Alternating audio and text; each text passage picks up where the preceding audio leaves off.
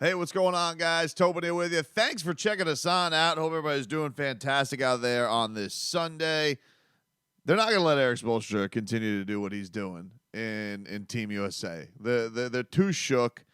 There's no way that anyone's going to ever let this guy be the head coach of this team, let alone be on the staff anymore, because, I mean, this Anthony Edwards loves him. Everybody's talking about him, this Team USA. Anthony Edwards is that dude. You know, he is the guy who is taking the reins over as being that guy. And I just think he's a budding superstar. And so you have a couple of things that have happened. You've had Erik Spoelstra go on CNN Philippines, and he was all like, oh, I mean, who compares the most to D-Wade on this team? Come on.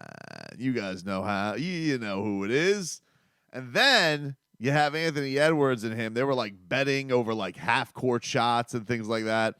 And then yesterday, Anthony Edwards was talking to Complex. This is courtesy of them. And was asked about Coach Spo, and this is what he had to say. He's been dope, man, bringing a lot of energy to the Heat culture. Yeah. It's exciting to see.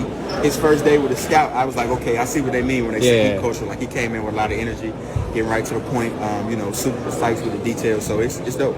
I mean, he is, he's already getting that impression of Heat culture and what he's bringing and all that. Look, this Team USA for the Heat has been a hotbed of setting the table.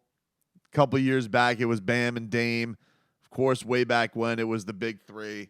And now you have Spo and Ant seemingly having this blossoming relationship from a Heat Team USA perspective, a Heat Anthony Edwards perspective. And let's be honest about it, dude. It's the Wolves. Eventually, they're going to mess this up because it's the Wolves. They're run by A-Rod now. There's no way that this isn't going to be screwed up at some point. I don't expect this to be something that happens in 1, 2, maybe even 3 seasons. But it was definitely an interesting thing to see, like, oh, the young stars are already seeing the difference of it. Because it was funny because Anthony Edwards had to come out recently and kind of throw some cold water on this quote that he had regarding Steve Kerr. And Steve Kerr having him come off the bench and being like, D-Wade did it for Kobe. And he goes, yeah, but we don't got Kobe. And so then he had to throw some cold water. He's like, oh, me and Steve Kerr, we're cool. We don't need that with Spo. We know that he's cool with Spo.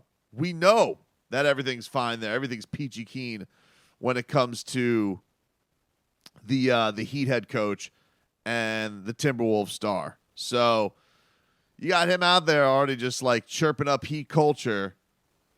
I mean, who was it? Was it Andre Iguodala recently who was like, yeah, if you give that kid like just a pinch of Heat culture, sky's the limit, takeoff time. So very, it's a very interesting thing to check out there as far as the Miami Heat stuff is concerned and what's going on over there in Team USA and in their land, because Spo seems like he's getting his hooks in over there. And, I mean, I wouldn't be surprised. They're just like, teams are looking around. They're going to start complaining because they're like, listen, we don't want Erik Spoelstra around. Like, well, I don't know, what do you mean? He's one of the most established coaches. No, we can't do it. No more Heat players. No more Heat coaches around this Team USA. They infiltrate. They get into everybody's mind. They start talking that Heat culture stuff. And it's like a cult. It's you can't spell culture without cult. It gets in their minds. They start thinking about it, and then all of a sudden they want to leave.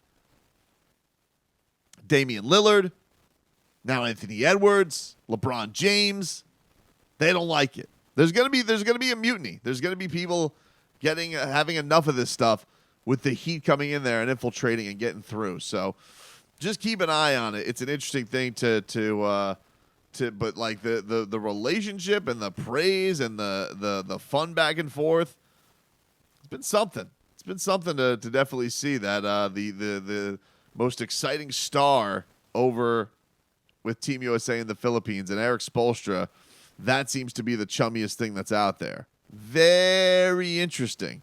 Speaking of very interesting, I don't know if you guys saw this. This was I guess an interview that kind of went viral over Heat Twitter the last couple of days, but was from an interview earlier in the month.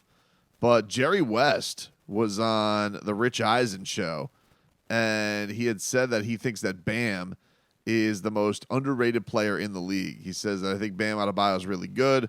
He plays every night, competes every night, gets numbers every night. You can write him in. A coach loves when a player goes out there every single night. He fills the stat sheet up. But even if he doesn't say score some points some nights, he's still going to go out there and help him win because of his value to the team. And he doesn't get a lot of the publicity, but I think he's a really terrific player myself.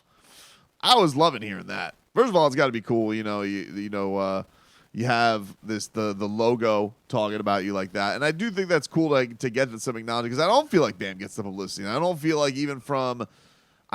like from the front office people. They're always on this flavor of the month. They don't talk about him as, one of the top defenders in the league or give him that real just praise that he deserves. Everybody kind of always looks at him as the guy. He's the other guy. He's not. I don't really know what he feels as like a real top two with some things. So I thought that was really cool for Jerry West to go out there and throw some praise on Bam and see where things are with him because, knowing that he's talked in the past about not getting the recognition he deserves, not getting on TV enough. How much he wants to get Defensive Player of the Year. That's such a fat award too. All these awards. The thing with the NBA, man, that everybody's just become such sheep when it comes to they find one little talking point. What are the Boston NBA media saying? And that kind of just diverts and rolls with the whole thing. And you can't really get away with it. Can't get away from it. Once it's there, and you're sunk on it. And so every single year it's felt like there's been some narrative that's gone away from Bam and he never ever gets his just due when it comes to this stuff. And honestly, I don't even know if they get Damian Lillard, if that's going to hurt his case or help his case, because they'll get more publicity, but then they'll say it's a better team, so is he going to get the award? I don't know. I would have thought, the year that they were the 1 seed, he would have gotten, more of the respect that he deserves. But it was a very interesting case. I did think about this, though. I don't know if you guys saw this, but Tyler Herro is out in, I guess, Cali. I think he's training with Drew Hanlon, who's one of these NBA skill guys that have become very, very popular. And one of the guys that he works out with Jason Tatum, who's also very close with Bam. And then works out with Joel Embiid, also part of that little crew there. And it made me think about, what if there was some real shoe on the other foot stuff with Tyler? Because we already kind of know that there's, as cool as it is between Bam and Tyler, that they had the whole Miami Pro League thing. It would be something if there was a real plot twist to all this, to where Tyler got into Joel Embiid's ear and was like, hey, make a stink. And try to get Joel to force his way to Miami. And then that would end up maybe being Bam's ticket out of the Heat. So where Bam was plotting this entire time to get Damian Lillard here, which would likely lead to Tyler Herro's exit. What if Tyler Herro was like, this could be my move. James Harden, idiot. Joel Embiid, maybe thinking things are frosty. No, he loves Jimmy Butler. And he looks at it and he goes, hey, Joel, make a stink. Just to see how it goes. See what he says. Test the waters on it. And see if that could be his key to staying in Miami. Ultimately, though, I don't think, you already see how stubborn Daryl Morey is with the James Harden thing. I don't think that he would go down with Joel Embiid quietly. I don't think that even if Joel did make a huge stink, I don't think that's something that really could occur. Although these Giannis Antetokounmpo quotes were very interesting to me. Very interesting to me because it's not the first time he's hinted at, I'm ready to one day leave Milwaukee.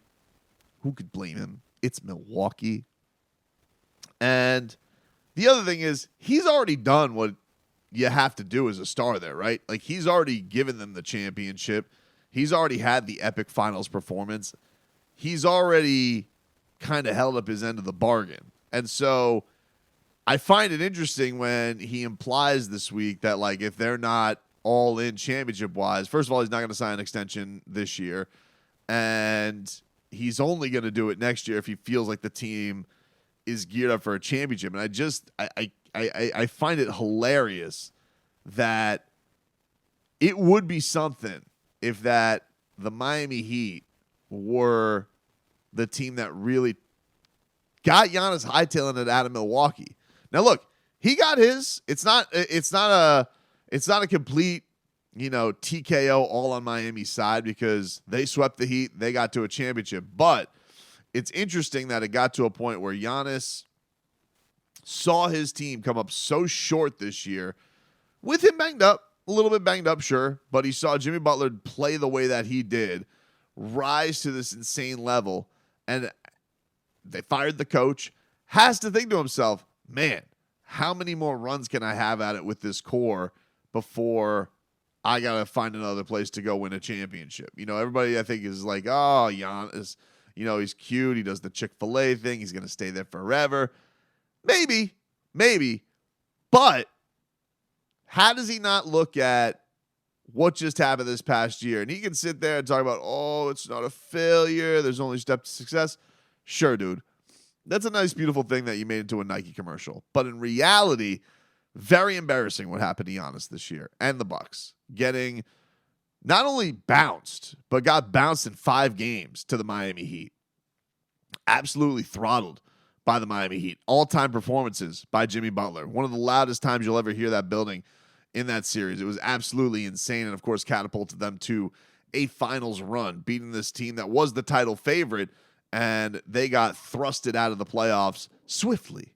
So for the dominoes to fall to the place where Giannis is thinking to himself, maybe time to hightail it out of here in a couple of years, It's I thought was pretty great because you really thought, I think, after the Heat got swept by them a couple of years back, you're like, damn, are the Heat ever going to, first of all, you had everybody who was already thinking that they were bubble frauds. Then they get swept, even though that year was crazy, the quick turnaround, all that, I think if we're going to look at any flukish stuff, forget the bubble, look back to the year after the bubble and see that quick turnaround. Another story for another day.